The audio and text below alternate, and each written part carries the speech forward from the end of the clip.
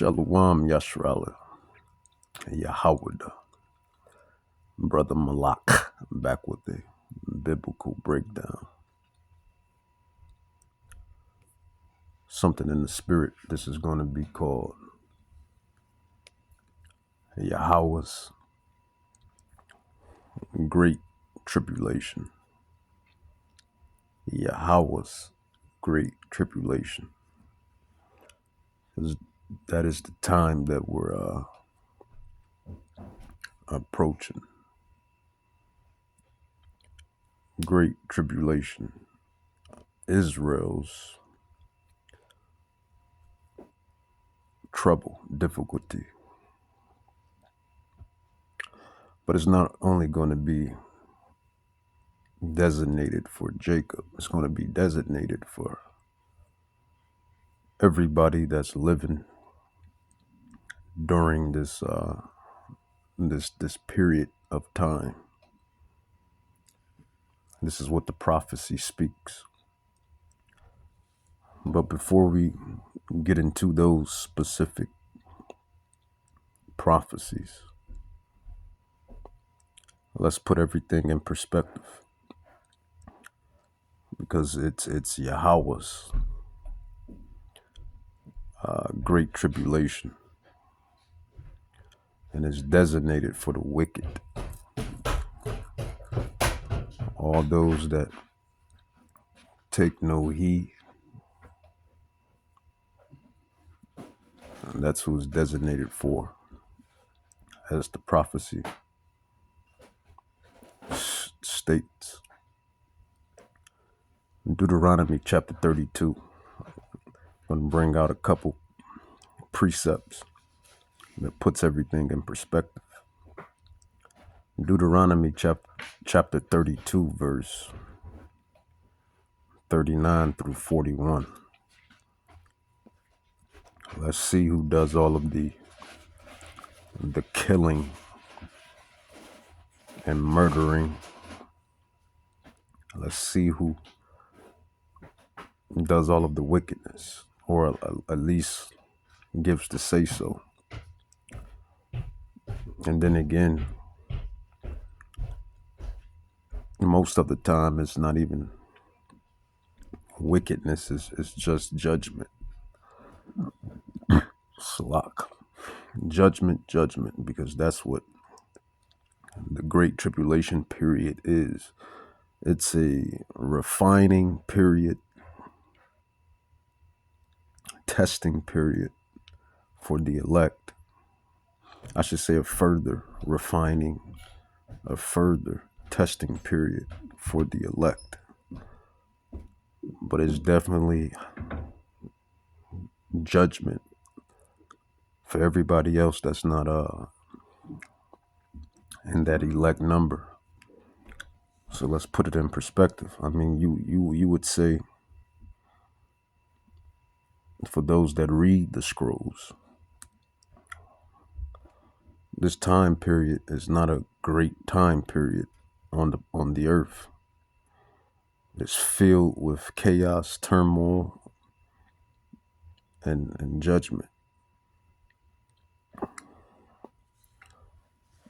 So as again, let's see who's bringing this time period on the earth. Deuteronomy chapter 32, verse 39, it says, "See now that I is Yahawah. He exists, the eternal one. Yahawah. See now that I, even I, which is Yahawah, is the I in this precept, am He, and there is no God with me. Yahawah, I kill."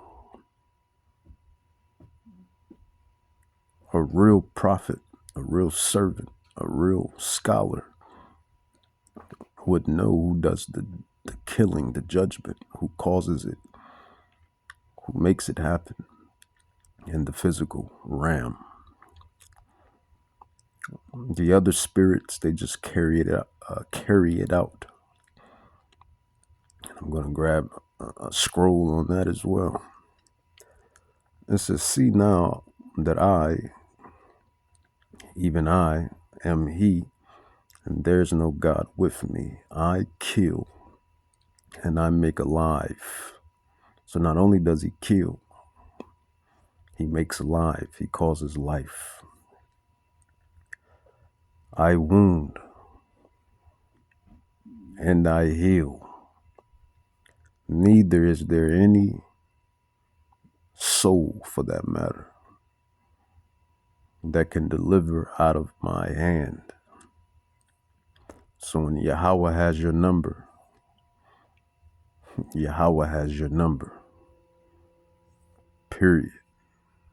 It is what it is. It says, verse 40, it says, for I lift up my hand to heaven and say I live forever. If I whet my glittering sword and my hand take hold on judgment, I will render vengeance to my enemies and will reward them that hate me. And that's what's coming. The 2/3 and the heathens. They're going to get their judgment. I mean, they've been getting their judgment. But this era of time, which is known as Jacob's trouble, is just going to be where Yahweh just says, all right,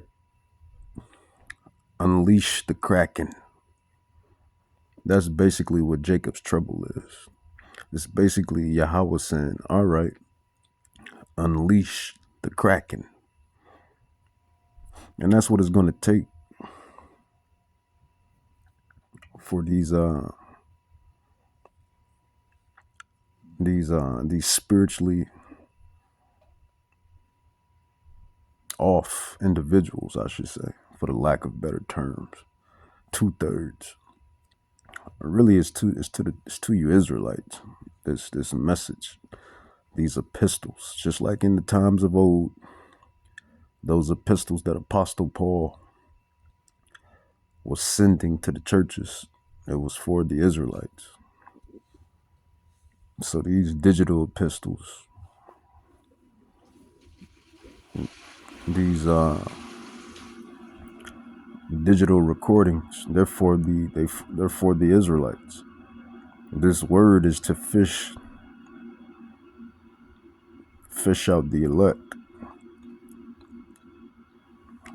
That's what it's for. All right, let's grab this video. We're going to get some scriptures, then we're going to go and get it. This video here was pretty good. This was a pretty good video of this Jake Israelite, older Israelite, who was given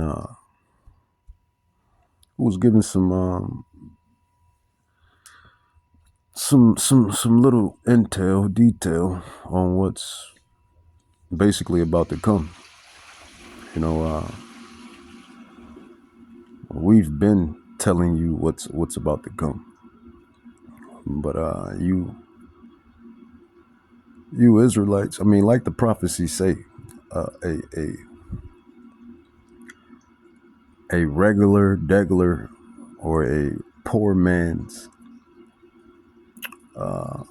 wisdom is ignored. But when it's somebody with with fame and fortune and a lot of clout, that's when people listen. But a regular degular, low key, or even poor for that matter, individual says something, it's disregarded, it's ignored, it's not taken at the same rate as if a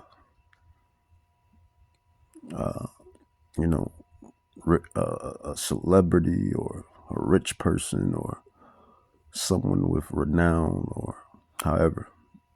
That's just the way it goes, right? So let's get into it.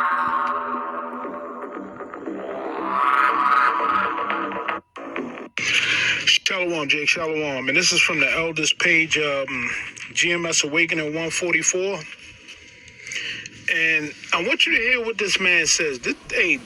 This is horrible. When I heard this earlier, when I was on plantation, this is literally out here putting in. I pick my passengers up, I let them talk. And if it involves me, I'ma jump in it. Just one, didn't involve me. This is that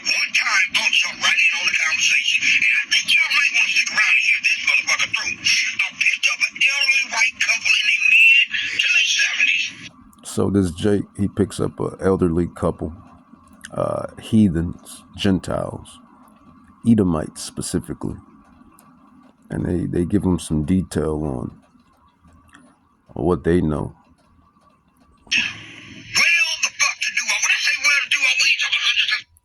So he observes and realizes that they're well off, well to do. They're, you know, they got some paper, right? They got some money, right? I'm pretty sure in the upper millions. Trust me on this shit here. That's the only time you suckers. That's the only time you suckers listen. It's when somebody has some clout, some fame, some riches.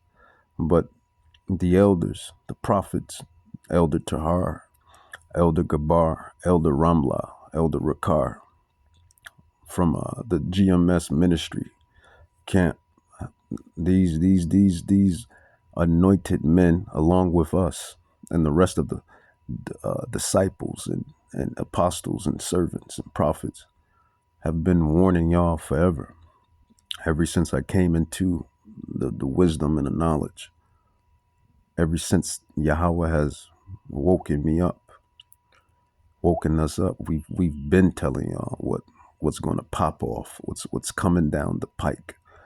But you only listen when there's some riches involved, or when there's some fame and clout involved. That's the only time you niggards, and that's a biblical word, niggard. You should look it up. But that's the only time you niggards listen. They were here in New Orleans, conducting business. In other words, getting rid of businesses that they own, finalizing that shit. On their way to California, I just dropped them off the airport to finalize the last properties they own in this country. How do I know? They on there talking to their daughter. She's in London on her way to Canada to dispose of whatever business they got going on out there. So now Unc is a little curious. I'm curious as a motherfucker. So I just asked and listen, I don't want to get in y'all business, but there's something going on. I said, I know we talking about the war and all of this, and I hear y'all flying around getting rid of stuff. The wife didn't say nothing, but she looked at her husband, he looked at her. The man told me, he said, listen, all I can tell you is this here. Just get you and your family together. I said, sir, listen, I hear this on TikTok. I hear it all the time. I said, I know prices are going high. That man said, this ain't got nothing to do with prices. Just get your families in line. If you can, try to put things together to manage at least a minimum of 6 months. So basically, the Edomite, or this Edomite couple, but more so the Edomite, he was telling Jake that you should try to get yourself solid for 6 months on up. You know, you should prepare. And there's nothing wrong with prepping and preparing, because even Joseph, our forefather, even he prepped. Even Noah, our forefather, even he prepped. But there's always a but, right? That's not going to save you. If you're not part of the elect, and if Yahawah is not dealing with you, and you're as good as dead. I'm not going to even sugarcoat it. I don't care. You can stock. You can stock away Walmart. You can stock away Myers. You can stock away, what's another one they love to go to? Costco's, BJ's. You can stock all of the food departments type stores. If Yahawah, Bahashim, Yahweh Shai is not dealing with you, you're as good as dead. Simple. Serious. That man told me, what's your worst nightmare? What's the worst thing you ever thought could happen to you? That's what I can't think offhand. He said, anything that you ever thought was the worst could happen to you, put that 10 times that amount. He said, listen, I don't tell you these things to scare you. And I don't want you to be afraid, because there's no reason to be afraid. What's going to happen is going to happen. Now I'm listening to this man telling me this shit. And he said, but, since you asked, just get you and your family in line. So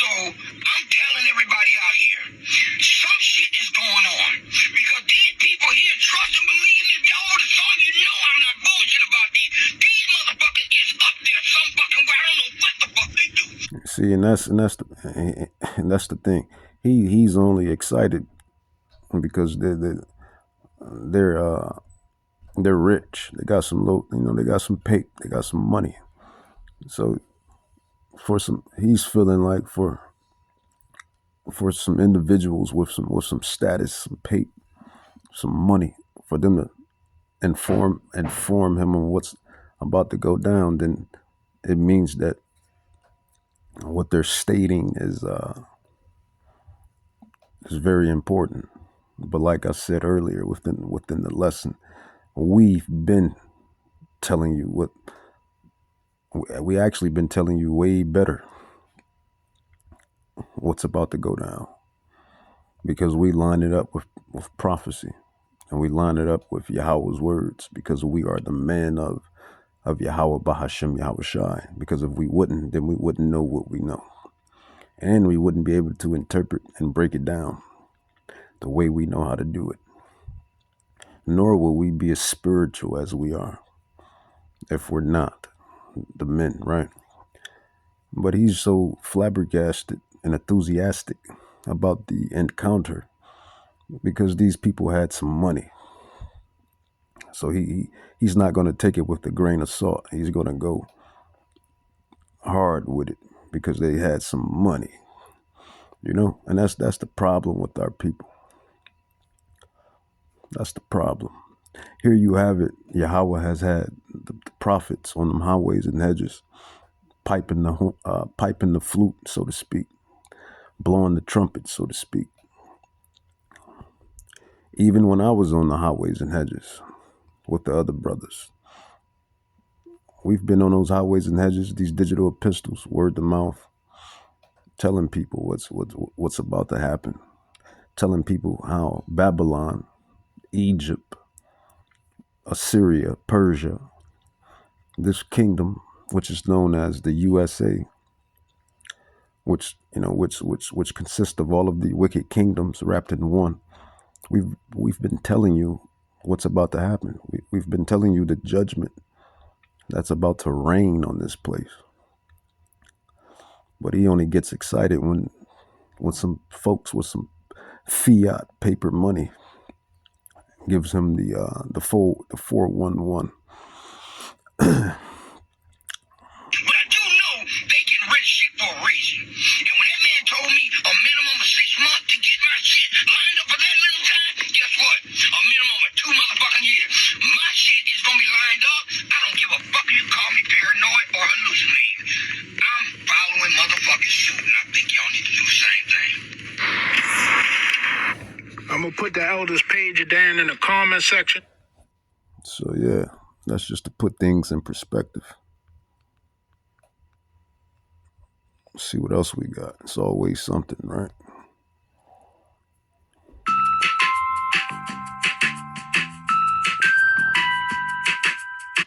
For the first time in U.S. history, the United States Postal Service is now adding a fuel charge to every package that you ship because, well, why else? The Iranian war. Fuel costs have jumped more than 30% since Israel's war with Iran broke out. So now they will add this on top of your shipping cost. Imagine how, like, if you're a small business and you're shipping items on a regular basis, you're not Amazon, adding on this additional fuel charge on top of that. Then this morning, the Financial Times reporting U.S. inflation will surge to 4.2% on energy shock, warns the OECD. Fuel lines around the world are getting very long. We've been covering, of course, what's been happening in Slovenia, parts of Europe, Australia. So besides the war, obviously, by now everyone should know about Iran and Israel and United States. We have a energy crisis. They're calling it the energy lockdown. It says the energy lockdowns are here. So it's going to be a lot of rationing, right?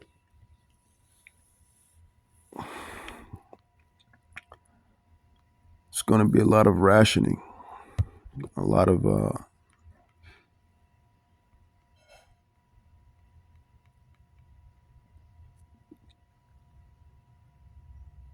using energy, a lot of using energy, certain energy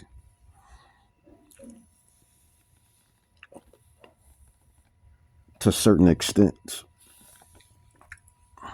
Thailand, the Philippines, it's just getting worse and worse. No more just wasting, being wasteful. Many countries have run out of petrol, gasoline, or have declared now a state of emergency. President Putin of Russia just declared that the energy shock from this Iran war is having a devastating effect around the world, just like COVID. Here was his statement just a short time ago. So is the energy lockdowns the new COVID? Will we see a new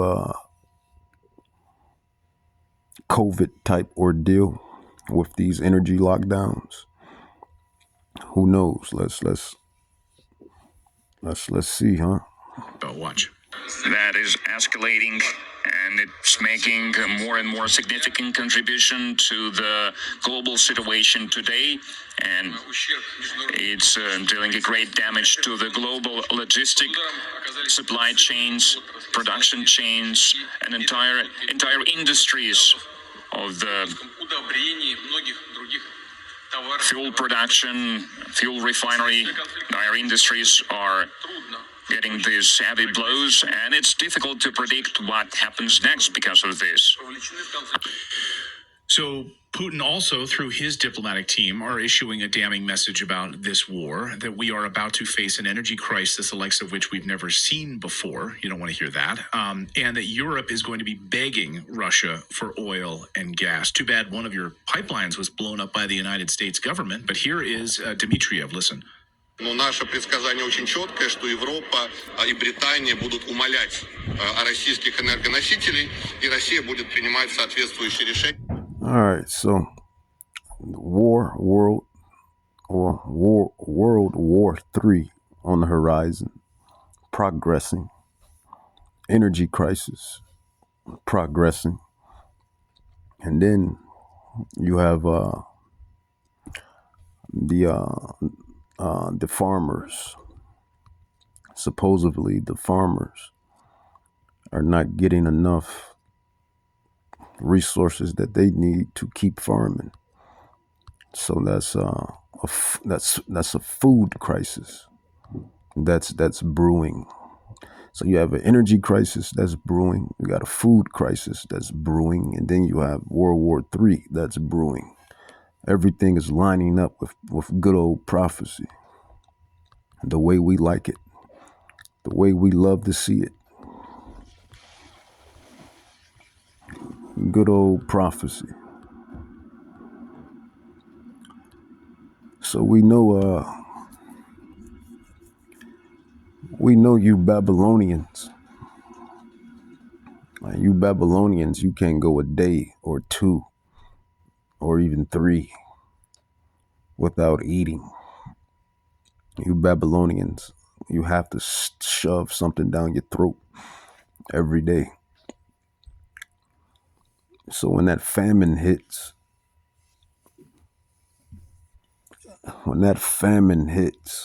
like my dad used to say when he was here, it's going to be hell to tell the captain. It's going to be all out hell to tell the captain. And that's when these prophecies come in. So let's get into it. So food crisis brewing because the farmers can't get what they get. And the farmers, they're important. They're like the bees. If the bees go extinct, humans go extinct, because the bees, they pollinate everything. They give you your food. And then the farmers, they're just like the bees. They process the food, crops, and yada, yada, blaza, blaza. So if the farmers go bad, and then people are going to be hungry. Then you have famine. And what do people do when they're hungry? You've seen the damn sneakers commercials. You're not you when you're hungry. People turn to animals, savages, right? Brings another side of a person, right? Brings the other side of a person out, right? You don't want to see that side, right? You don't want to see that side. So that's what famine does. And best believe these devils, they know this. The ones that's being programmed to engineer this whole ordeal. Even though, they think they're doing it on their own merit, but Yahawah Bahashim Yahawashi is the one that's doing it. But let's get into the prophecy. Second, well, I got some more. Isaiah 45, Prophet Isaiah 45, verse 7. It says, I form the light and create darkness. Jacob's trouble, great tribulation is darkness. It says, I make peace and create evil. Jacob's trouble, great tribulation is evil. I, Yahawah, do all these things. So it's not Hasatan or the devil or Satan as you know him or the demons per se, right? Because everybody like to blame, they like to blame everything on demons and Hasatan, right? It's not them per se, but it's ultimately Yahawah, Bahashim Yahawashi, the God, the power of Abraham, Isaac, and Jacob. And that's who's causing all of this. I want to read that again because it's so profound and it's so powerful. And only the prophets truly understand it and comprehend it. Isaiah 45:7. That's why whenever you see somebody getting shot up, stabbed up, beat up, whooped up, or whenever anything breaks out, Yahawah ordained it, even if it comes to you.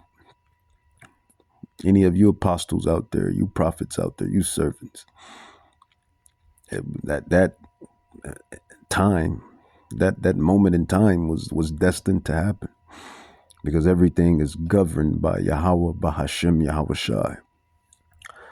As the prophecies say, a man's going is of the Lord. How then can a man understand his own way? The king's mind is in the hand of the Lord. He turns it as the ocean's waters or rivers of waters, roughly paraphrased. So Yahawah is the one that runs the show. Isaiah 45:7, I form the light and create darkness. I make peace and create evil. I, Yahawah, do all these things. So stop giving Hasatan and the demons all the credit. They do nothing but carry out the mission. Part 2.